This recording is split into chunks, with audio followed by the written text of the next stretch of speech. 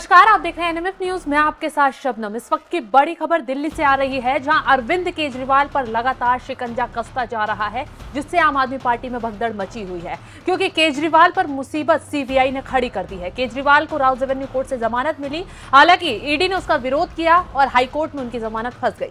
उसके बाद सीबीआई ने तुरंत केजरीवाल को गिरफ्तार कर लिया है। अब केजरीवाल जमानत के लिए फिर से हाईकोर्ट पहुंच गए हैं, लेकिन सीबीआई लगातार ऐसे सबूत पेश कर रही है, विनोद चौहान से लिंक के ऐसे सबूत पेश कर दिए हैं, जहां आने वाले वक्त में केजरीवाल बुरी तरह फंस सकते हैं। इसी के साथ एक बड़ी खबर यह भी है कि केजरीवाल ने जो याचिका लगाई है उसमें ऐसा खुलासा कर दिया है, ऐसी दलीलें दी गई हैं केजरीवाल के वकील की तरफ से, जिससे सीबीआई खुद हैरान है, जज साहब भी हैरान है। क्योंकि केजरीवाल की तरफ से कहा गया है कि सीबीआई उन्हें अपनी कस्टडी में लेकर प्रताड़ित कर रही है, उन्हें परेशान किया जा रहा है, उनकी आजादी को छीना जा रहा है, उन्हें जबरन कैद में रखा गया है। तो सीबीआई की गिरफ्तारी को अब केजरीवाल अवैध करार दे रहे हैं।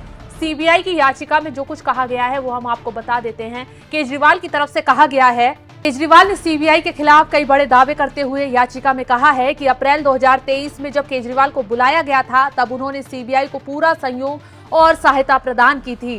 केजरीवाल की गिरफ्तारी पूरी तरह से अवैध, असंवैधानिक है। रिमांड आदेश स्पष्ट रूप से नियमित है, जिससे गिरफ्तारी और कार्रवाई की पूरी प्रक्रिया प्रभावित हो रही है।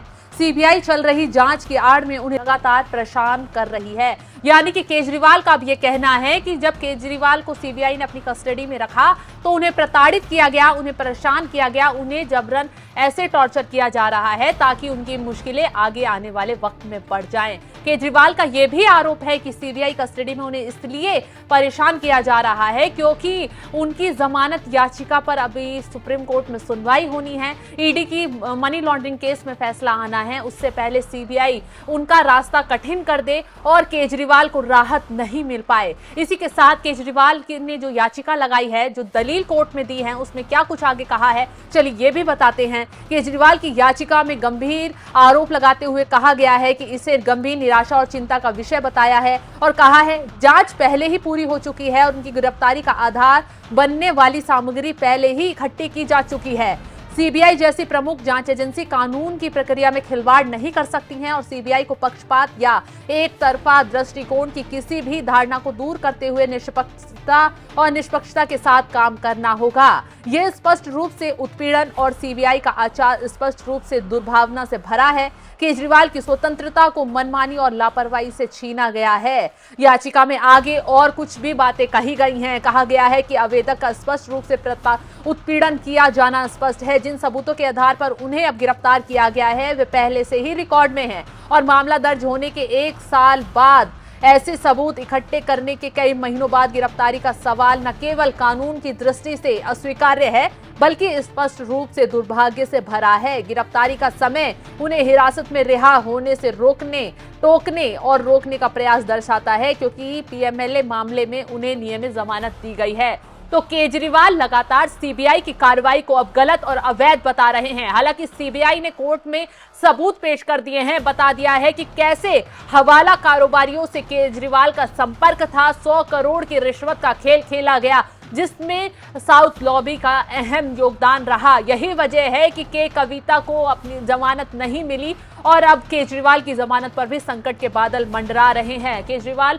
सीबीआई ने इसके साथ यह भी दावा किया है कि विनोद चौहान से भी केजरीवाल के लिंक थे। उन्होंने शराब कारोबारियों से डील की और न सिर्फ व्हाट्सएप पर चैट की, बल्कि फेस टाइम पर भी बात की गई है। साथ ही 45 करोड़ रुपए शराब घोटाले के वो गोवा चुनाव में भी लगाए गए हैं। इसके सबूत भी सीबीआई के पास हैं और ईडी के पास भी हैं। तो ना सिर्फ केजरीवाल की मुश्किलें ईडी वाले केस में बढ़ चुकी हैं, बल्कि सीबीआई वाले केस में बढ़ चुकी हैं।